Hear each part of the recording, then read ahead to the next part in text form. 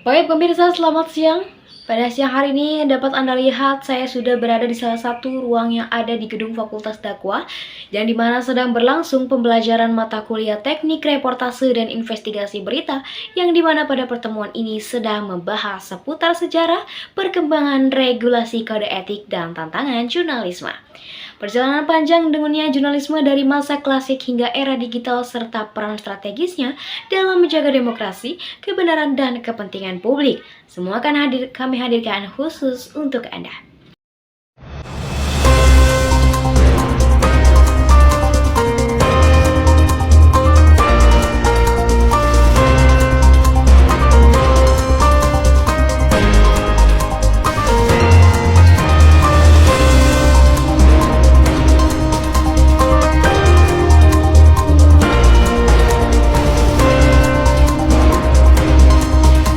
Baik pemirsa, di sini saya sudah meringkas dari apa yang disampaikan materi oleh pemakalah pada pertemuan kelima, yang dimana pemakalah akan menyampaikan pada materi pertama yaitu tentang sejarah dan perkembangan jurnalisme.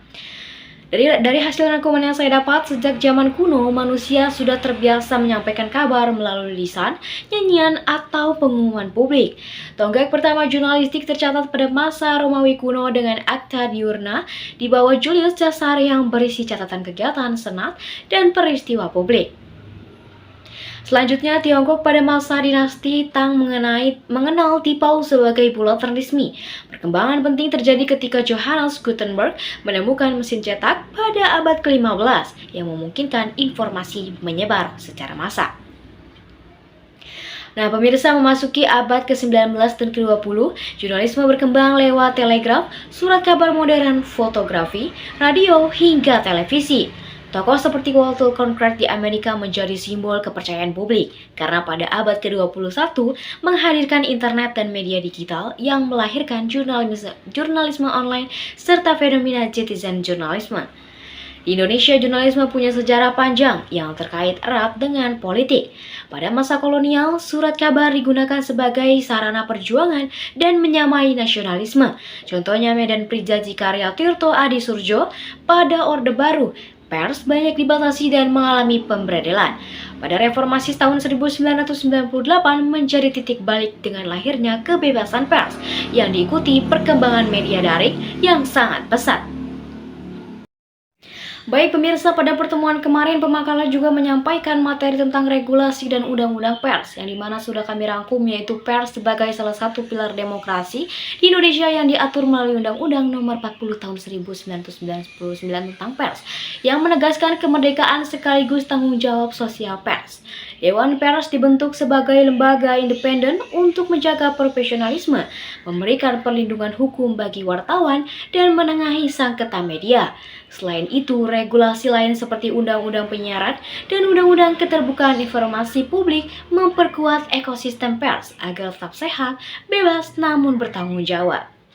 Adapun materi lain yang disampaikan oleh pemakalah tentang kode etik jurnalistik, pemirsa. Kode etik jurnalistik menjadi fondasi moral bagi jurnalis yang menekankan keakuratan, keberimbangan, independensi, serta larangan mencampurkan opini dengan fakta. Jurnalis dituntut menghormati privasi, menjunjung praduga tak bersalah, serta menghindari fitnah dan hoaks. Media yang mematuhi kode etik cenderung mendapatkan kepercayaan publik lebih tinggi. Namun, di era digital, penerapan kode etik kali ini menghadapi tantangan berat akibat derasnya arus informasi, persaingan antar media, dan tekanan pasar. Adapun pemirsa, di sini dijelaskan yaitu tentang tantangan jurnalisme di era modern. Pada makalah ini juga menekankan bahwa jurnalisme kini menghadapi banyak tantangan multidimensi. Yang pertama, kecepatan akurasi, yaitu media sering mengorbankan verifikasi demi menjadi yang tercepat menyajikan berita. Lalu selanjutnya clickbait dan sensasionalisme, yaitu judul provokatif yang sering dipakai untuk mendongkrak trafik, meski mengorbankan kualitas berita. Selanjutnya, tekanan finansial, yaitu media tradisional yang kehilangan sumber pendapatan karena dominasi platform digital besar. Selanjutnya, hoax dan misinformasi, yaitu media sosial memicu banjir informasi yang sulit dibedakan validitasnya. Selanjutnya, polaritas politik dan ekonomi, yaitu kepentingan politik dan pemilik modal mengancam independensi pers. Selanjutnya, jurnalisme warga, yaitu memberi partisipasi luas namun sering tidak sesuai standar etika dan profesionalisme.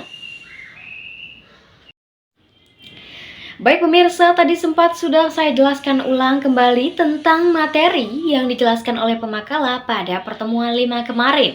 Dan dapat kami simpulkan dari materi tersebut yaitu jurnalisme lahir dari kebutuhan dasar manusia untuk berkomunikasi dan berkembang seiring perubahan teknologi, politik, dan sosial. Di Indonesia, perjalanannya erat dengan perjuangan bangsa dan demokrasi. Regulasi dan kode etik menjadi benteng agar jurnalisme tetap kredibel. Sementara tantangan era digital menuntut jurnalis untuk terus adaptif tanpa meninggalkan integritas. Jurnalisme modern bukan hanya menyampaikan berita, tetapi juga membentuk opini publik, menjaga demokrasi, dan melawan manipulasi informasi.